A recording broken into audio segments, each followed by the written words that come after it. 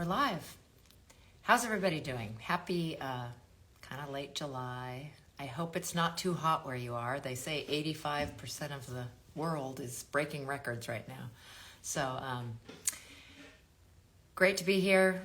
Great to get to talk to the wonderful people out there who are interesting people in the paddling world, who love the water like we do.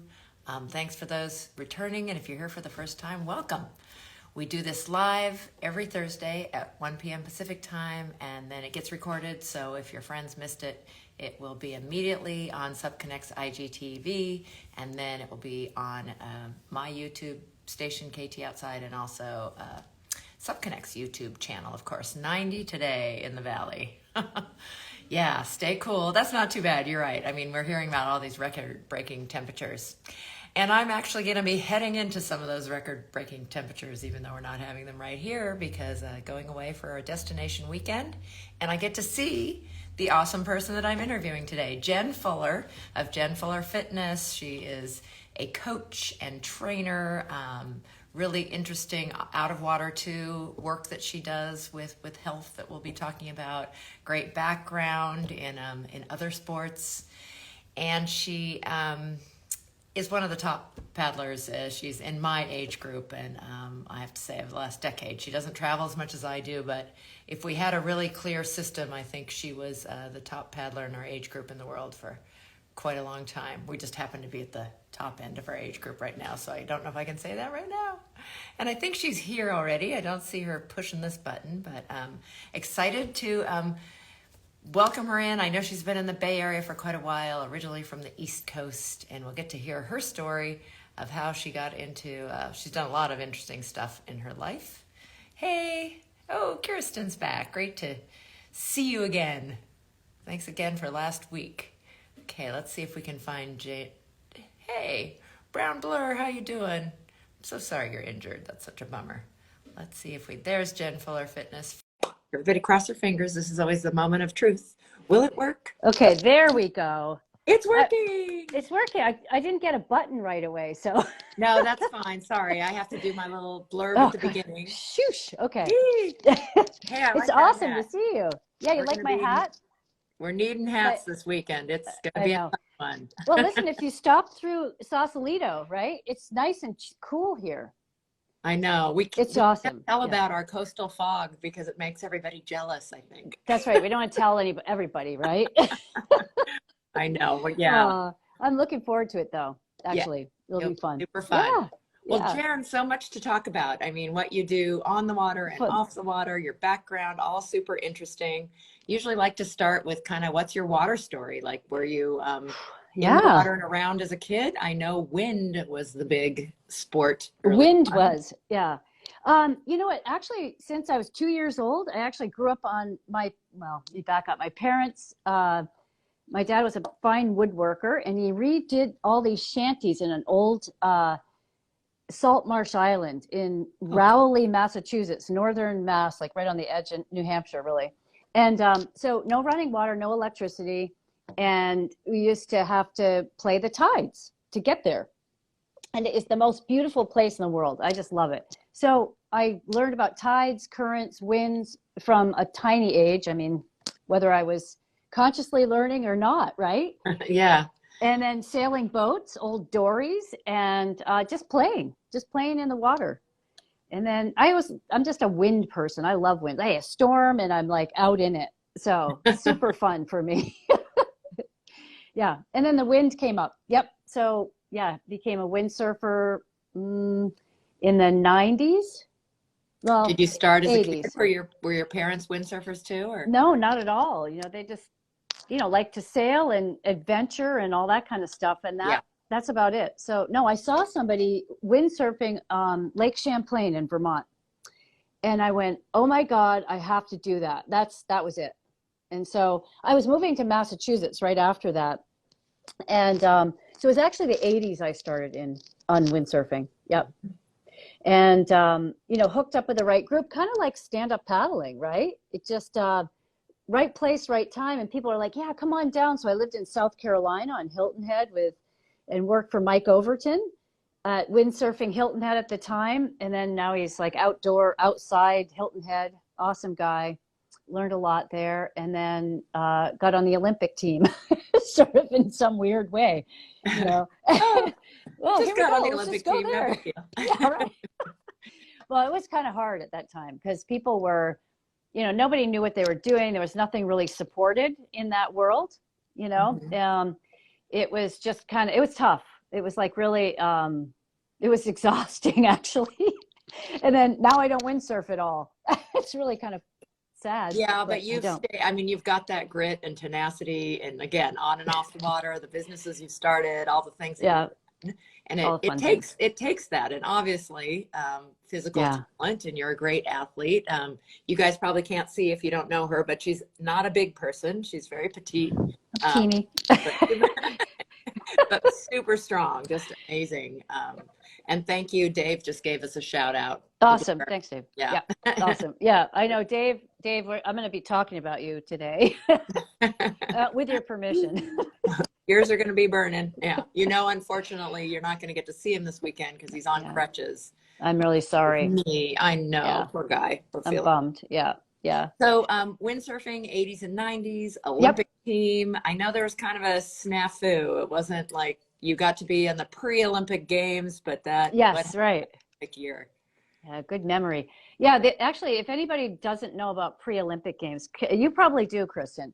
Have you ever been to one? No. It's like the Olympics. It's actually so hair raising. It was, I mean, in a good way. It was so exciting. Like all the top, most of the top Olympians in the world, which I mean, from the United States. Let me correct myself. Were there. Some Canada too, and it was just tough because windsurfing is like it's one person, right? And you're competing as a team, but not really. If you know what I mean. But Yeah. we were all fairly close, all from different backgrounds in different parts of the world or the country. And it was my dad got sick he was paralyzed when I was 10. Big Yeah. strapping guy, probably my biggest influence in my life to just go for it. And a lot of endurance in that human being. Although my mom has outlived him. She's 97 as of last month. Yeah, and lives on her own. So yeah, cross my fingers, right? So I moved back pretty quickly to the East Coast to help him because he was just kind of failing, but he ended up dying of kidney failure. Mm. So it's like right in the throes of it, and I just could not. It was just too hard to focus. Yeah. So Yeah. yeah, Well, and yeah. Sports is such a mental game just as much as it is physical, especially when you're at the top levels like that. So absolutely. you have something like that Yeah. thrown at you. Yeah. No, it's huge. It's just like it was always niggling. And honestly, I don't regret any of it. Not at all. No, those moments are so precious and you just can't replace that. So yeah. So yeah, had some bumps in the road with that, but Sure. still what a great thing to be a part of, windsurfing. And then Right. where along the way did you find stand-up paddling? Where did you Well, first I know, right? Well, pretty early. yeah, pretty early. So yes, right. Because I discovered it in 2009, maybe even 2008. And I had clients through the work that we'll chat about in a little bit here. And they knew that I came from this windsurfing background. They windsurfed, kited, paddle boarded, everything. So they lent me their board. And I'd go out and in a second, I'll show you my view because I can see Angel Island from here and the whole bay. So I would start sneaking out and I'd go further out and, I'd ride the current a little bit and I'd get, more and more brave and just go for it. And so and then I got to a point, like I'd been paddling for maybe a year and I ordered my first board from Santa Barbara from a guy named War Dog. Do you guys know? I remember that guy was in early. Yeah. He Yeah. had a shop down there in Santa Barbara before like anybody. Yeah. Yeah. So where did he go? I don't know, but he was ahead of his time because he was making his own stuff. And He was. And he actually, when I look back on it, he said, okay, what's the water like there? What's your weight? And he sold me a starboard, it was like a surfboard style, but you could also windsurf it. Mm. And I never windsurf it. I never did that.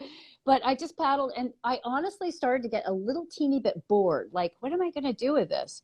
And this gal that I was sort of helping stand up paddle or just paddling with, she said, "Oh, there's this race over in China Camp." And so I went, and my partner Christopher was there with me, and so he took a picture, and it's the coolest thing because it's a snapshot literally of like Jeff James, Fred Anderson, I think he was there, Dino Wilson. This is all old time people, old time. Sorry about that, guys. And Ben Sarazin. Oh yeah. Who became my training partner when I paddled for Boga. And so he just, anyway, that was just the most fun thing. And I was hooked. I was absolutely hooked. So I'm on the surfboard style board, heavy as heck. Yeah. These guys are on race boards, right? And I'm just, it was 12-2. Don't ask me how they came up with 12-2. And I was paddling so hard, but I came in second. Nice. Or third, maybe it was third. And it was just like, okay, I'm hooked. I don't know. So that was that. And so you got the competitive bug, and like we've talked about so often, the community of stand up. You found a bunch of great people too. Yeah, absolutely. To train with, people to seek out in a destination, like we're going to Paddle Splash up in Tacoma. Yep, that'll be fun. It will be fun. And again, the racing part's fun, and the social and community part's fun too. Yeah, it is. It is. So those were some blast from the past names. Yeah, one of the things I learned from you, I don't know if you know this, but you were with Boga, and I paddled a Sup Love at one point in time. Oh, that's right. We on race boards. So funny. But you let me know you had a Boga, but it was custom made by another company, and I didn't know that was a possibility because Sup Love didn't really have their own shapers either. And so that company was Infinity. No way. Yeah, that's who made your Boga board, right? I know, I remember. Yeah, I was like, oh, you didn't know that. Yeah. Co-branded, but I had a Sup Love that was made by Infinity because I learned that was a thing you could do. That's at least awesome. Good people like Dave would do. See, so he was Infinity. I'm doing the brand. I was going to wear the cap, but this cap's so nice. No, sorry, Dave, I don't have that on, but I have stuff in the car and I have a visor. And I quickly had to put on my Lake Tahoe Talo. This is a super old shirt because, as many of you know, all right, yes, too. Because of the sad news today. Yeah, yep, yeah. I'm really. That was heartbreaking to hear. Actually, that's an amazing race, Ernie. One of the very first races and one of the longest running races. I actually I know it's not going to happen in 2 weeks, but I think we need to rescue it. I think there's thank you for saying that. Find a way to keep that going because it really is a special race. And right, it is. Well, I think everybody should just go up anyway. Seriously, there's a big party on the beach, and maybe I would just say just race. And they have the T-shirts, the permit, and the beer is what I heard. That's great. Saying what, Matthew? She doesn't know. Oh, yeah. Emily, I'm sorry. They just announced it on Facebook that they're going to have to cancel. Yep. A couple reasons. I guess sponsors backed out, but also this is one. It's interesting through USA Sup. We're going to start a best practices thing.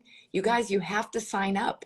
Race directors have races if you don't sign up because they have to order shirts, they have to order food, they have to order the medals, and there were pretty low signups, but mainly it was the sponsors is what I heard. But those guys have been at it for a long time. I think they've asked for the last couple of years. They need some new infusion of help. But what a great event and what a great guy, and so sorry to hear about that. But maybe you can go up and partay. I would just go take your board. There'll be an impromptu race. There's no way there won't be.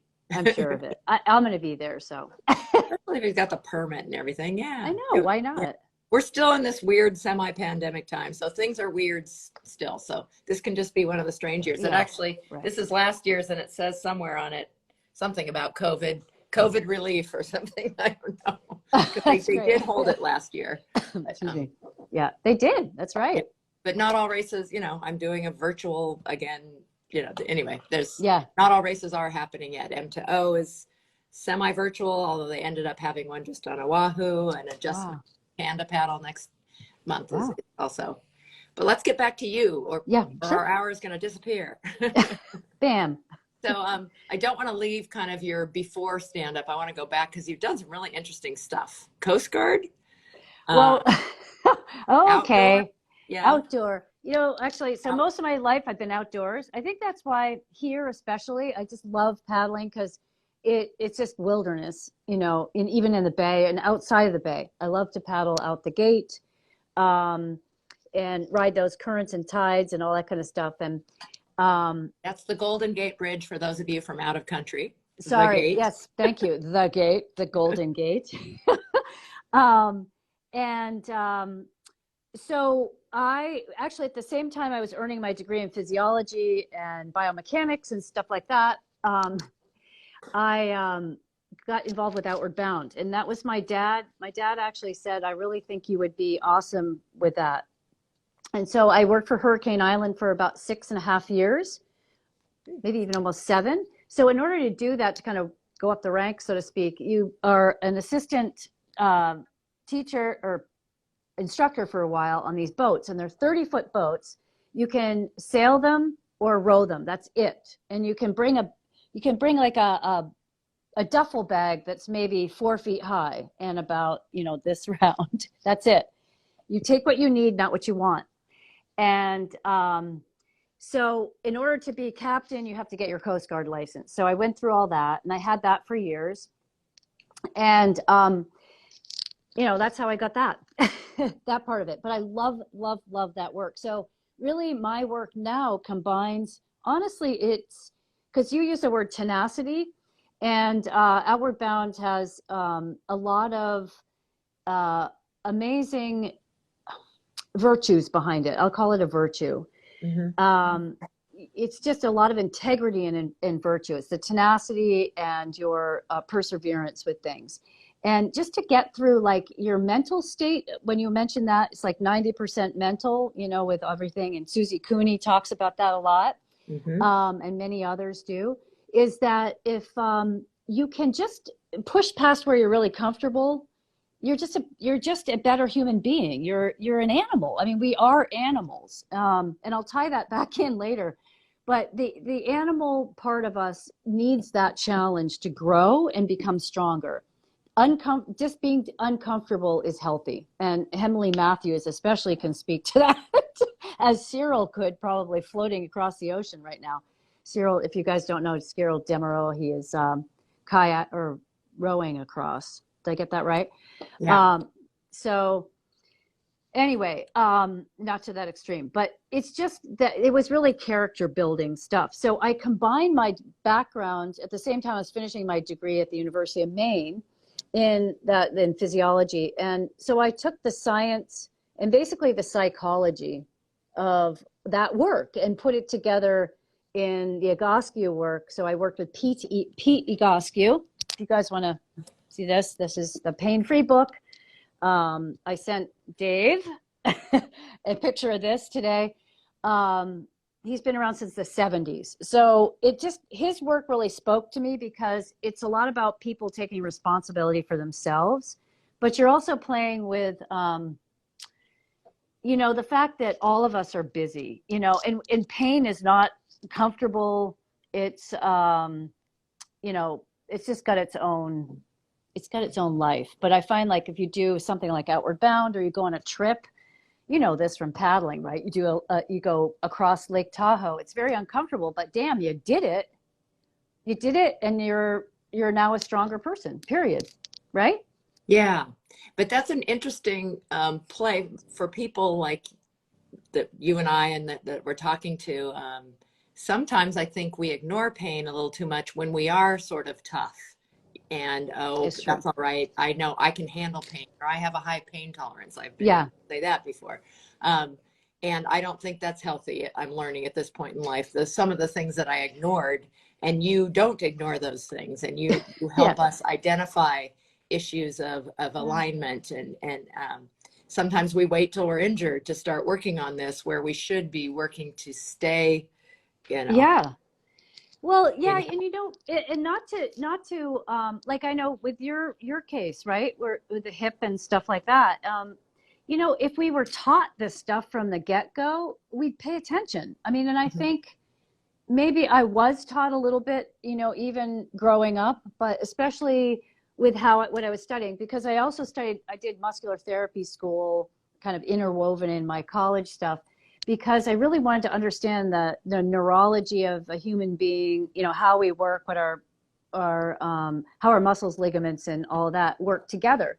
And I am a highly what you call kinesthetic person. So how I learn is that if I sat down and try to study all, you know this, right? And probably most of us on this whole talk are like this, is that if I did not move in between what I was studying, I would be dumb as a post. I seriously mean that. Like I could not. And I don't think most people do. I'm a teacher by trade, and I love Howard Gardner's theory of multiple intelligences, and that we all learn differently too. But I don't think enough people do know. Like if you ask people even our age, like how do you learn best? Listening, like looking. Yes, exactly. Visual and kinesthetic. Like I was telling someone, I take notes for the physical aspect of it. I'm never going to read them again, but it helps me learn by writing it down. Right. Because it's a physical act. It's kinesthetic. Yeah, very interesting. And I think so much, I mean, and what you were like early into the whole integration thing. You said, you know, body and mind and trying to figure out the psychology of it. We need more of that. We know now it's all interconnected, but I don't think I think people still get really into one pocket, one like road of learning or knowing. Yeah, absolutely. And bless them for being able to do it. You know, it's like, I was just reading some statistics, right? Where in the 1920s, we were much more connected to ourselves because people were physically working. You know, they were moving. Even if you were in an office in New York, you had to walk across the hall to do a Xerox, right? Yeah. Who knows about Xeroxes anymore? Or go to the lunch place, right? Get your water or coffee or whatever. And now things are so instant, you know, we're on the computer and it's blam, it's there. Not that a coffee comes through the computer, but you know, or a copy, but a copy does, right? Right. But people have to actually take note to get up and take a break, to get up and move because they could just sit at their, you know, computers all day. Right. And have everything within reach. Totally. Yeah, exactly. Good point. I never thought about that when work had more physical movement, we were more aware of our bodies probably. Yeah, definitely. And you know what, actually, so that was in the 1920s. And by the 1980s, it was a 2-to-1 ratio that people moved more than they didn't.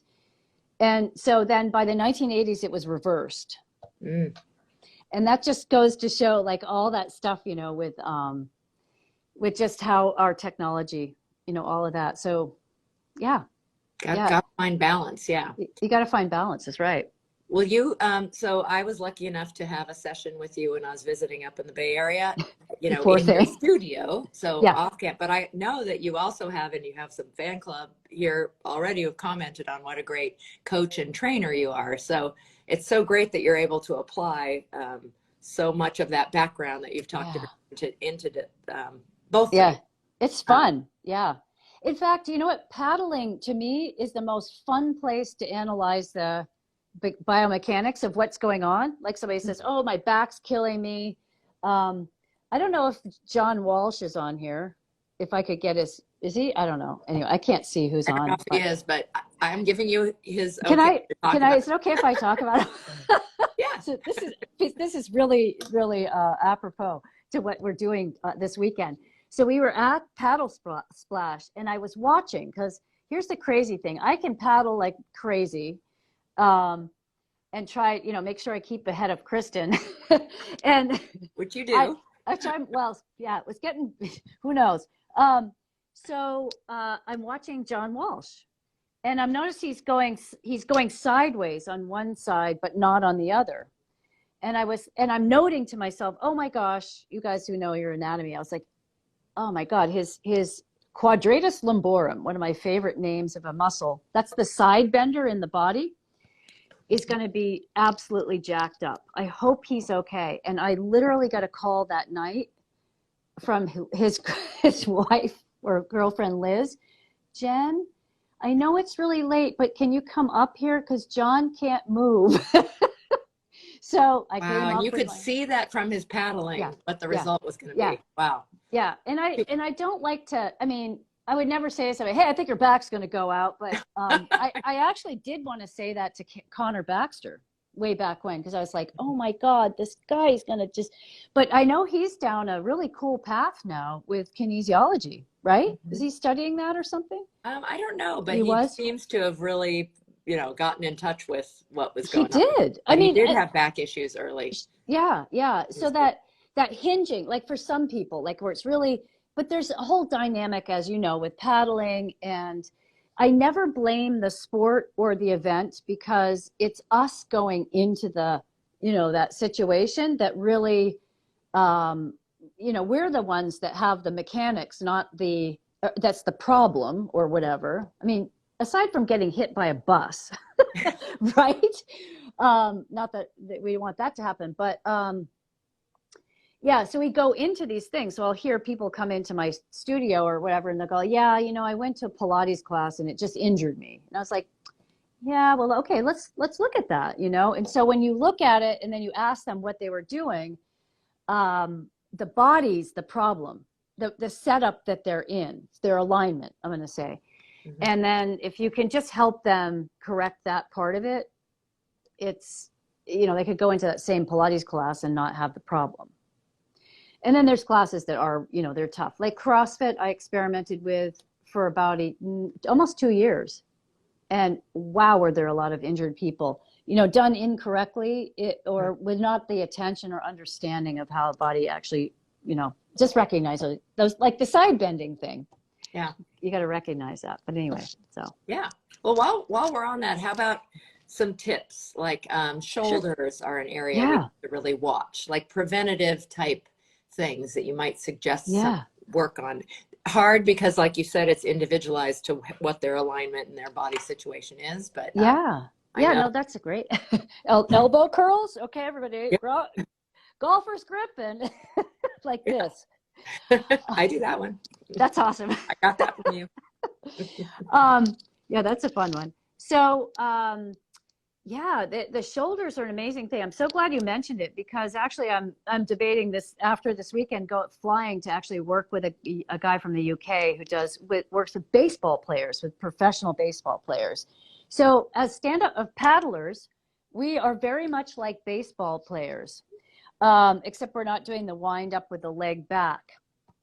And the reason I'm saying that is because with shoulder issues, the shoulder socket is so shallow, right? And we depend on those rotator cuff muscles that everybody refers to when you blow them out or one out or whatever other muscles blow out because of, misalignment. The shoulders are a more global problem, I call it. So the issue is that the upper back and the rib cage are usually rolled forward. Mm.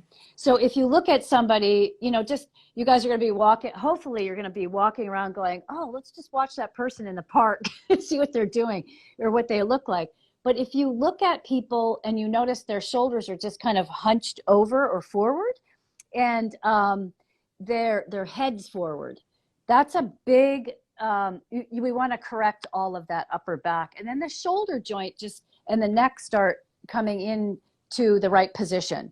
So once it goes out of position, because the shoulder joint's so shallow, those rotator cuff muscles are now, they're vulnerable. They're extremely vulnerable.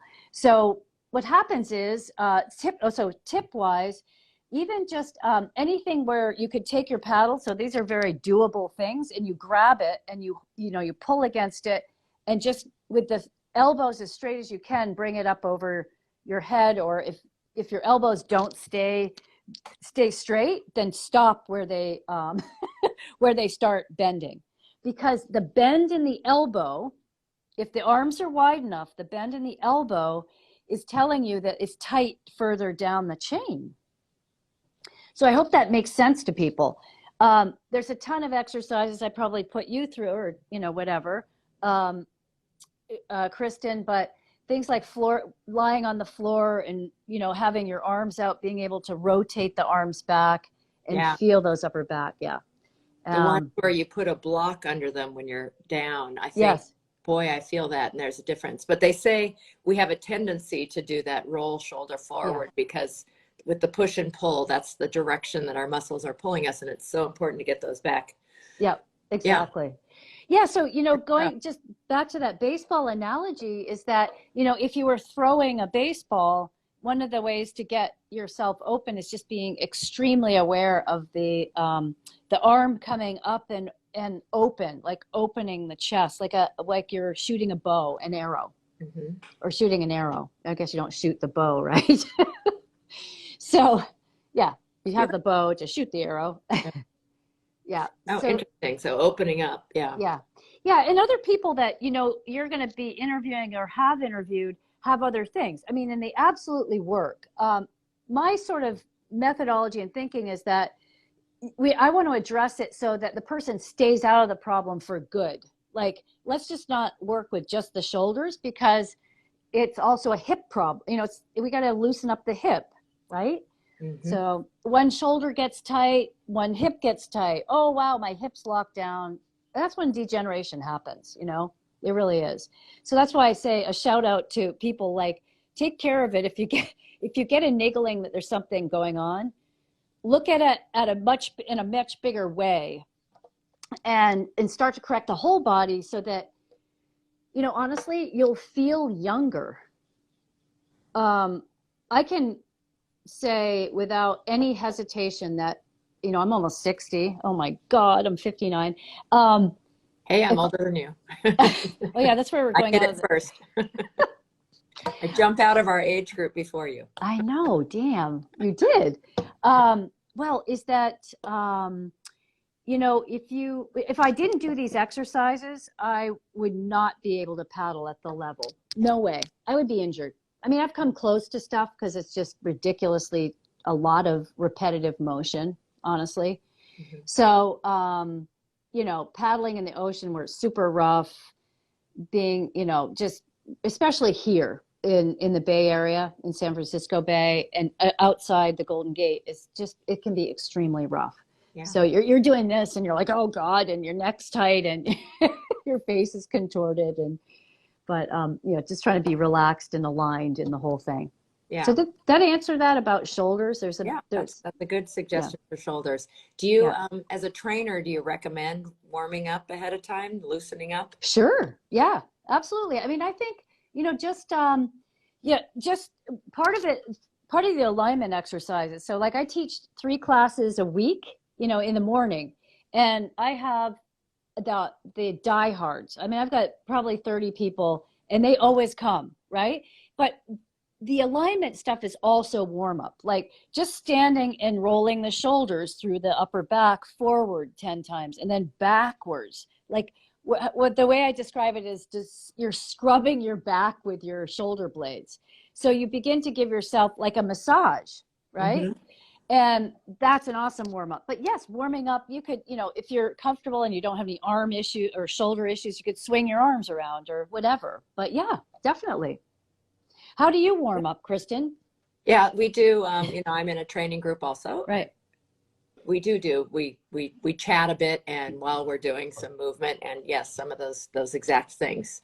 That's but awesome. It's interesting because somebody told me it's not stretching is not what you're doing. You're trying to warm up and get things I agree. Yep. loosened up ahead of time. Stretching is an important thing to do afterwards, which I have to admit I don't always. But yeah, I get it. Back at 60. Juliet is such a sweetie. She's saying goals. Goals, I know. Inspirational. Yes, we're older than your mother, but yeah. No, but it's more important than ever. I wish I paid more attention to alignment and how it all functions and works together when I was younger. So, but hey, we're still at this. And I think this is another one of the beautiful things about this activity, this sport of stand-up paddleboarding, is that we should be able to do it the rest of our lives. Yeah, definitely. Yeah. I mean, if it makes people feel better. So here's the thing. Lots of times people pick up this pain-free book that I was showing you guys, and they go, oh, these exercises just look so simple, or they're so dumb, or whatever. But I will tell you, one of my highlights in my life, I used to go down to Del Mar, kind of past your neck of the woods. Yeah. And area. Yeah. And the main clinic is in Del Mar, Egoscue, and they have an outdoor workout place, and they've done functional fitness before it was popular, right? That's what they actually called it. So all the big football teams would go there, it was a little bit of their secret rehab and staying really aligned, you know, so they didn't get injured. And so I was at an outdoor workout class, and we're doing these bear crawls across this wall that went on for like a half a mile. And I looked behind me and I was like, oh my God, that's Junior Seau. So, Wow. and I don't know if anybody's a football fan, but I wasn't. And I have to say, he was one of my favorite people. He killed himself. I know. Too many head injuries, and asked to be studied about it, actually. But just those functional movements of, you know, bear crawls and Spider-Man walks and all those kind of things are just phenomenal, you know. And I've seen people actually get better quicker doing that stuff on top of the, you know, shoulder rolls or, you know, elbow curls or whatever. So yeah. That's great. That's great that you found functional. You're right. That's a really popular term right now, but not something I was familiar with before. So yeah.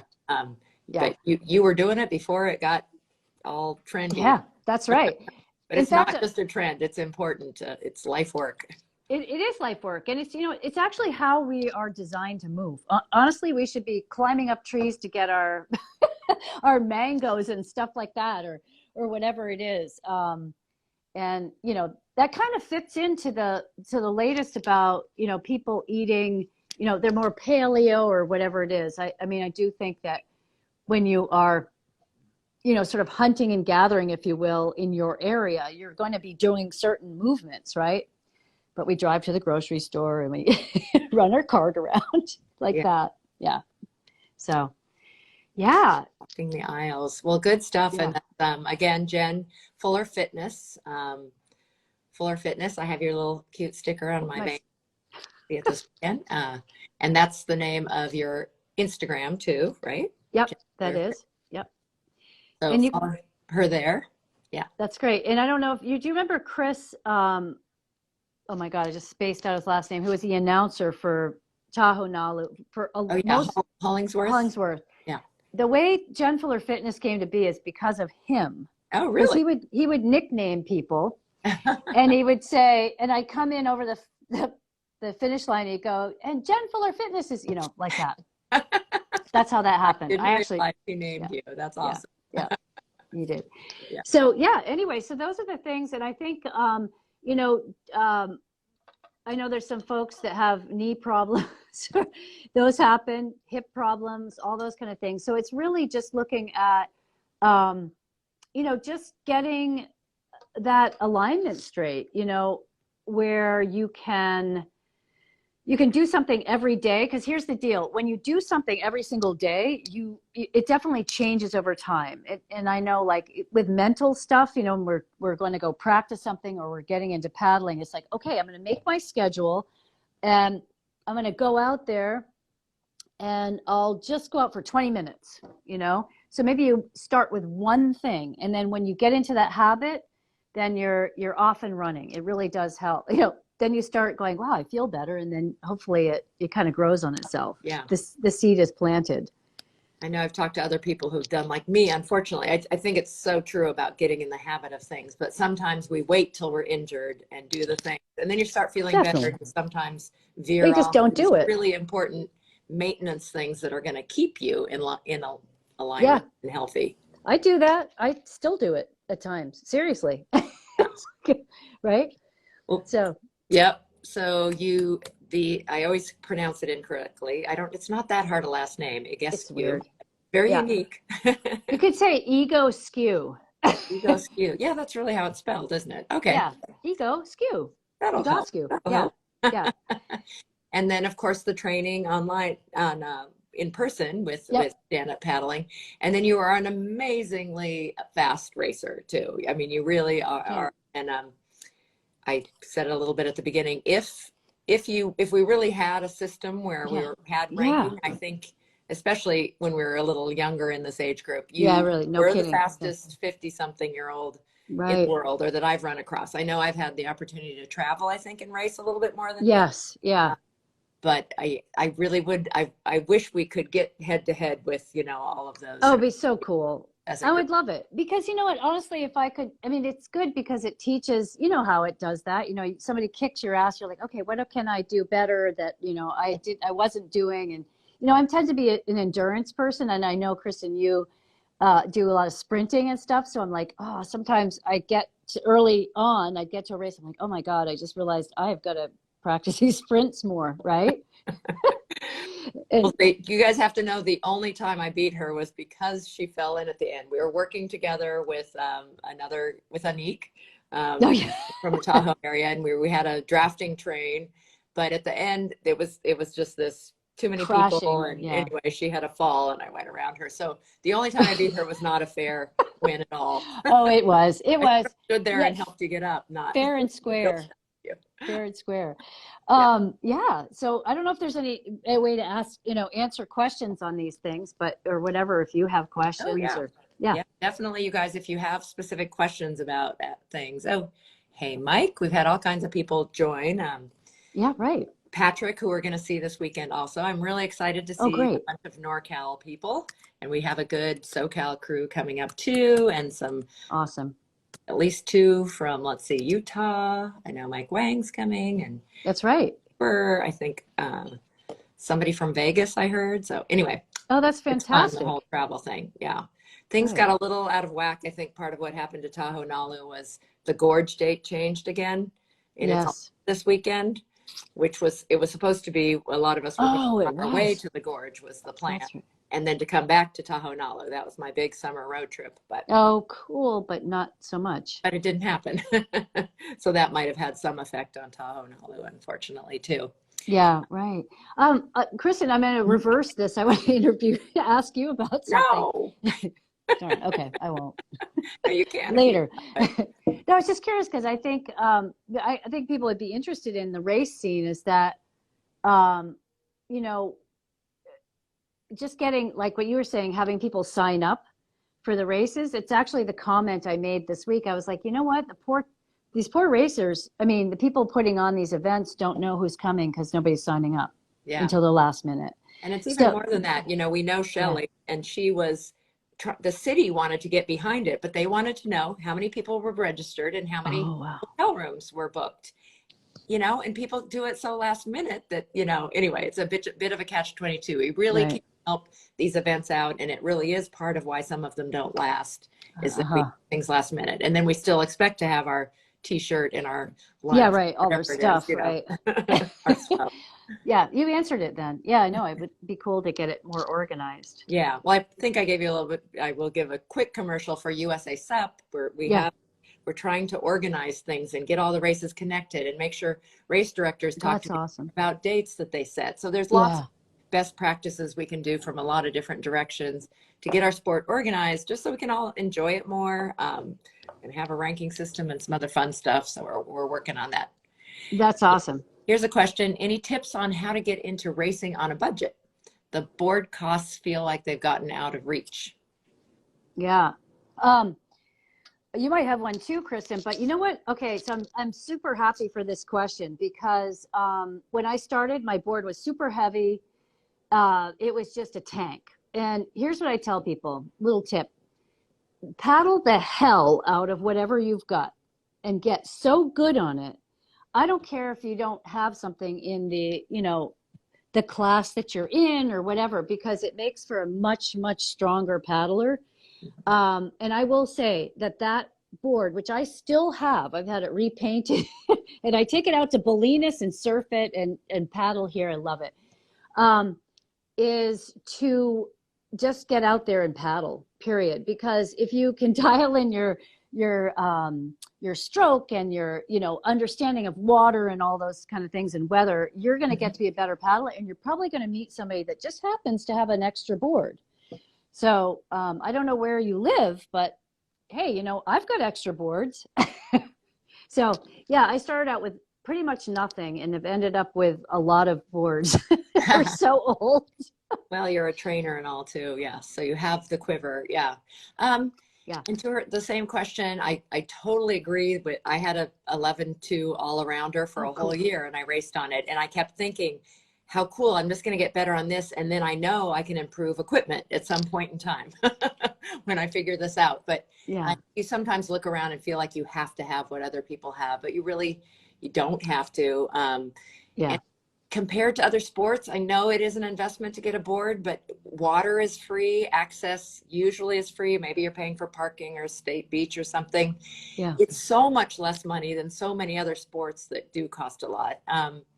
Definitely the race prices vary. We have this amazing winter seats series put on by Outrigger clubs, but I always tell people, Right. like, don't get used to $25, $30 because this isn't reality. They aren't paying for access because we have it at their site.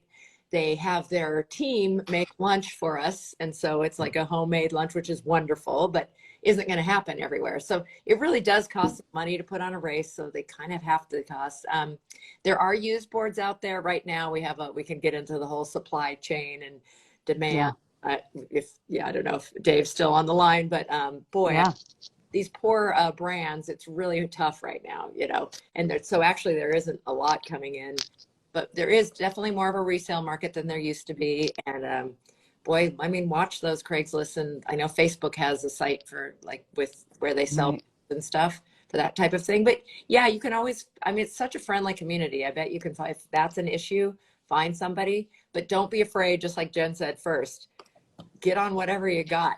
We're really, we're going to encourage that recreational division. I know Shelley added a total first timers race that doesn't even say the distance or anything. And, here, come jump on these boards and give it a little try. Have you been on it before? We're going to go around that buoy and come and back. So we do want to be really welcoming, and being accessible is super important to all of us who care about the sport. So it's a very good question. And it is that first investment. I'd even borrow a board, and my first investment would be a paddle personally. Agreed. Once you know your size and everything, to not have an adjustable, to have a nice light paddle is a great thing. Yeah. Yeah. Okay, she's going to keep rocking her 12.6 inflatable. Good. Good. Oh, that's great. Yeah.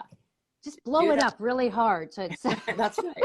As high a PSI as you're allowed to by. I make sure to read though, because companies are very different, and how firm you can get that. That's right. You were red paddle, weren't you?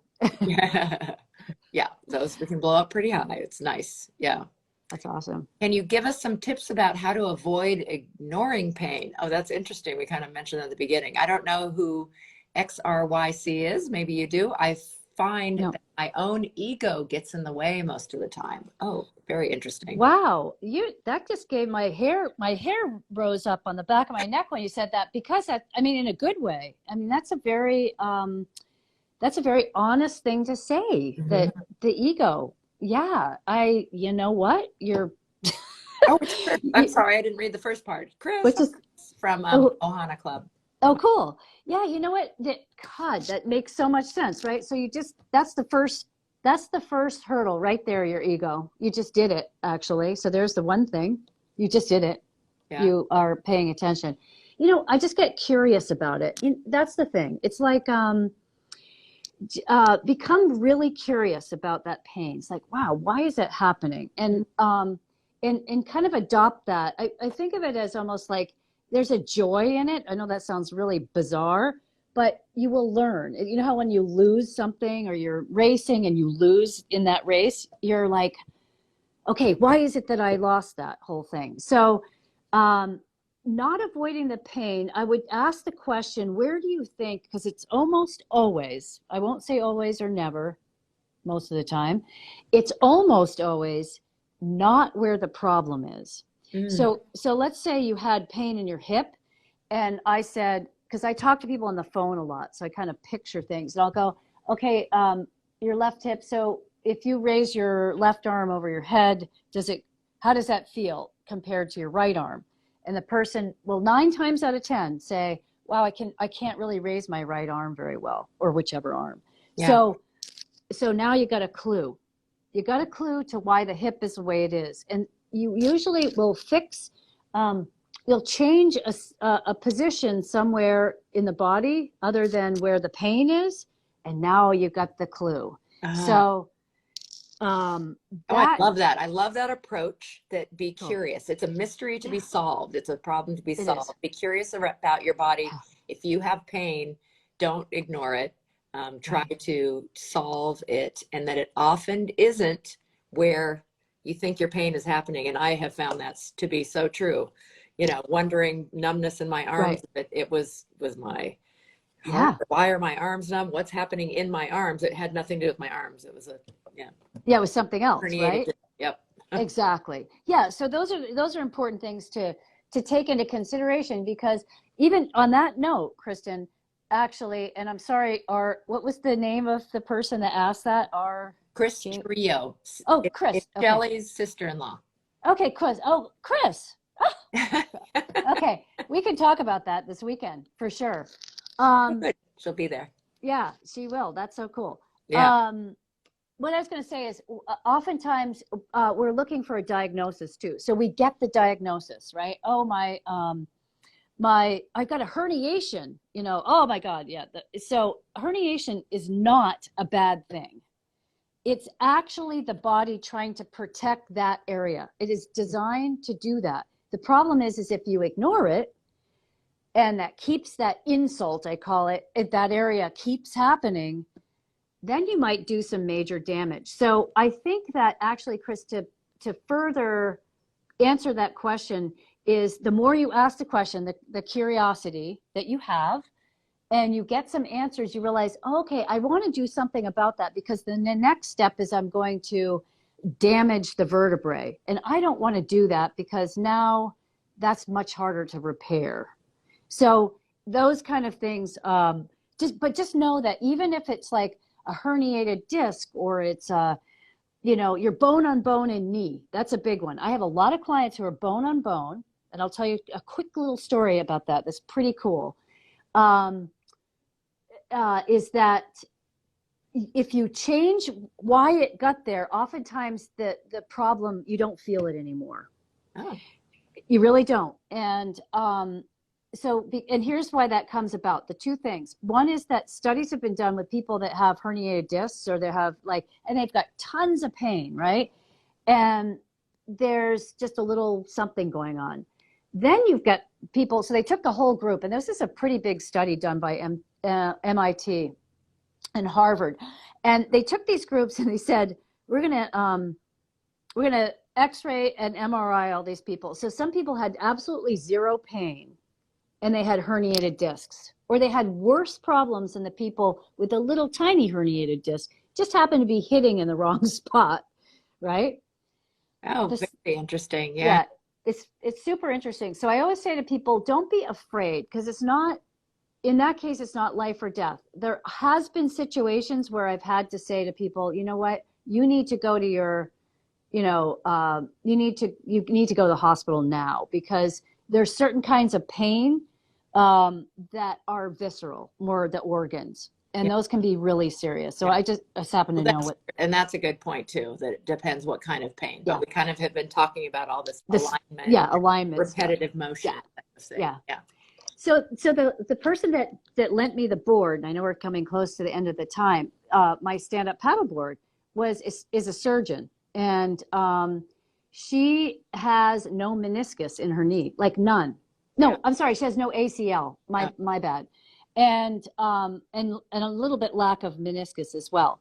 So she would do her exercises every day. She lived part-time in New Zealand as well. She and her husband surfed, ran, paddled, kited, and mountain biked, right?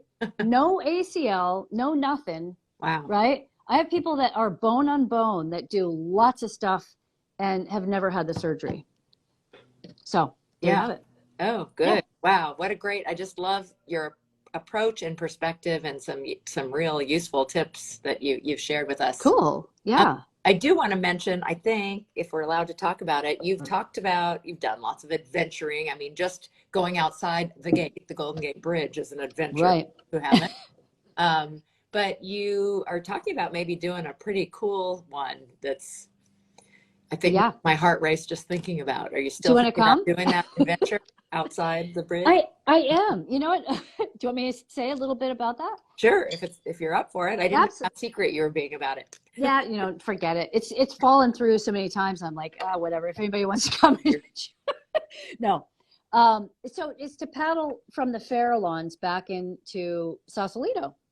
And I don't know if anybody knows where the Farallones are, but they're 26 miles straight out through the Golden Gate. A few people have tried to do it. I have to say my hero is Jack LaLanne, if anybody remember him. So, I mean, he's gone. But he used to pull like a barge of boats with his teeth swimming in the water. He's nuts. Amazing guy. He was a guy who came up with juicing on Really? TV. Yeah.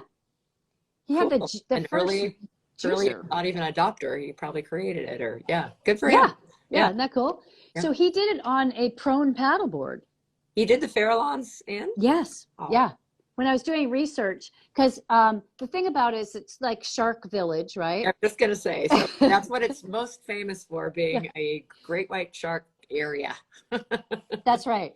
That's right. So I'm working on Dave Bainey to design the board correctly for that. So, you know, that would be great. So Thank you, yeah. Infinity Boards. We've got some Yeah. Infinity fans on here. Yeah. Isel, good to see you. Yeah. So I'd love to do it. The couple of times that the one time I was so ready, I will say, the guy had a family emergency, the boat driver, and there's no way. It's very hard to get a backup for it because you've got like this week window, right? Yeah. A week amount of time, and it was so perfect, and I was just like, I can't believe this, you know. And I talked to some fishermen. I was like, can anybody just go out with me? So it's just one of those things. I just let it go, and Yeah. you know, maybe I You can have get. to, and I'm so glad you didn't go without escort. And you have to have Yeah. people. So I'm sure one of those times will come up again, and you'll be able to do it. Don't do it because there's a lot of times when it isn't safe to do it. It's exactly right. And October is really some of the best weather, and that's when the sharks come in. So, but you know, you just stay away from the Farallones. You go on the outside and then come in. There you go. Well, So, I'm excited to find out when that happens. Yeah. Be sure to Yeah, me too. let the listeners all know about that. Awesome. Heather, we talked a bit. You and I both love our Infinity boards. You want to talk anything else about equipment that you use or paddles or? Sure. You know, I know. So I love the family feel of Infinity, and I've always gone for like, it just feels like you guys all feel like family. You're awesome. I wish I was down there more, honestly. So Quick Blade is my other absolutely. I just absolutely love the Terrells and that whole group. So I paddle a Quick Blade paddle, and they've been amazing to me. So if you ever come to do training with me, I have like a little quiver of Quick Blade paddles. You can try out the different ones. I know that Infinity makes some really good paddles as well. So that and yeah, those are my main two go-tos. And you know, around here in terms of shops, it's 101 Surf Sports. They're fantastic. And then Mike's Paddle over in Alameda, just they're really booming. They'll be up there. And actually David Wells from 101, who is kind of retired from that now, but doing other stuff, is going to be paddling. And because he was working so hard at 101, he couldn't get to any of the races. So Yeah, he's a great racer too. Oh, Yeah. good. Yeah. We're going to Yeah. see him at even more races. That's awesome Yeah. to hear. Yeah. Yeah, so cool. And I think I heard a rumor that one of our main Bay Area races might be coming back. Is that right? Yes, Battle of the Bay. Yay. Is that the one you're talking about? Yeah. Steve, yeah. Yeah, so if Steve was listening, he lives in the same town. Yeah. he's a little bit, just watch for it, guys and gals, is because Steve likes to do things at the last minute. And it will be, it's a really fun race. It is awesome. So it's October, do you remember, Kristen? Shit. I don't know. I did see a save the date early, and then I hadn't seen anything lately. So I'm glad to hear it's still happening as far as we know. It's early October. Yeah. And Yeah. then just some other, just because I love the Bay Area scene and it's so different. Battle of the Bay, somebody's shouting. Yeah. Battle of the Bay. Woohoo. You know, so the other John Hadley, Yes. his race up there where his, you know, he's got the paddle with pets version of it. a Haven't goat. been to that Yep. one yet. Sonoma, with That's on the with first. Surfrider Foundation. Yep. Surfrider Foundation, that's on October 1st, and Battle of the Bay is October 8th Okay. or 9th, one of those 2 dates. Oh, cool. Yeah. Beginning of October. Good to know. Okay, got to get those on the calendar. Yeah. That river, is the river one happening anymore that was in costume? That was a That was super fun. I remember you at that one. That one, no, it hasn't happened. it was in a Viking trying to chase you as usual. That's right, Viking lady. That's great. No, they, the rivers haven't been. So Emily Matthews had to cancel hers, for the Cal 100. Oh, I'm sorry, I didn't mean to call it Cal 100. Sorry, I know, Emily, it has she's a gonna new kill name. me. It's oh my God. I know. It's just like, oh God, I think I I'm know it almost has a new 60 and I'm name. forgetting shit. But it has a history, and it used to be the Cal 100. It used to be Cal Still 100. an amazing race where you can do, aren't your choices like 25, 50, or 100? Or She's gonna kill me. I'm telling you, It'll come. I'm never gonna not hear about this. So Patrick is confirming the 8th, he also believes. Yeah. CRQ 100. Thank you. Was that Micah? Yeah. Thank you. Are we Thank seeing you. you this weekend? Yeah, right, Micah. Come on. Yeah. California River Quest. Okay. And that's after Monty Python. How could I forget that? Hopefully Emily's gone off of this call. So That's awesome. yeah. California River Quest. Yes. Yeah. Yeah. Thank you. Yeah, it's a great one. So you can do a 25, a 50, I'm sorry, 25, a 50, and I think this past year it would have been also the option of a 75 and a 100. Mm-hmm. So, and it's fabulous. Emily's probably the most passionate race director on this one. She just, That's so cool. And then she participates in other ultras, which is really quite an adventure. She's done Yukons, a couple up there, and MSR, I forget the acronym for the one that was just happening somewhere in the middle of the country. Right. There's some amazing long ones. There's some super long ones. I thought Chattajack was long. That was long for me. I know. That's the longest time. And of course, you and I together got to do M to O as a relay, which was amazing. I have it up here, I think. Oh yeah. That was really, really special to be able to do that. Yeah. That was wonderful. Yeah. That was really fun. Well, my friend, it has been an hour, and I'm supposed to, they haven't cut us off. Once in a while, Instagram hacks these. Goodbye. Yeah.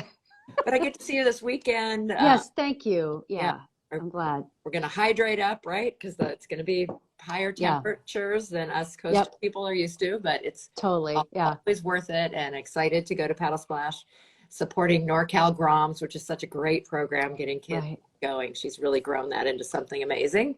Yeah. Yeah. And Candace is up there now. I heard.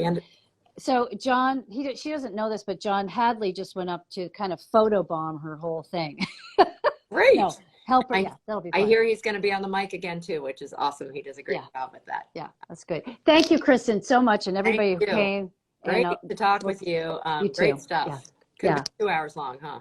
Awesome. Yes, it could. Great knowledge and wisdom. Appreciate you sharing that. Okay. And thanks everybody for listening, and let your friends know it's on SupConnect's IGTV, and it will be on YouTube channel soon. Awesome. You do a great job, Kristen. Cheers. Thanks. Bye-bye. See you soon. Ciao. Travels. Bye. Thank you.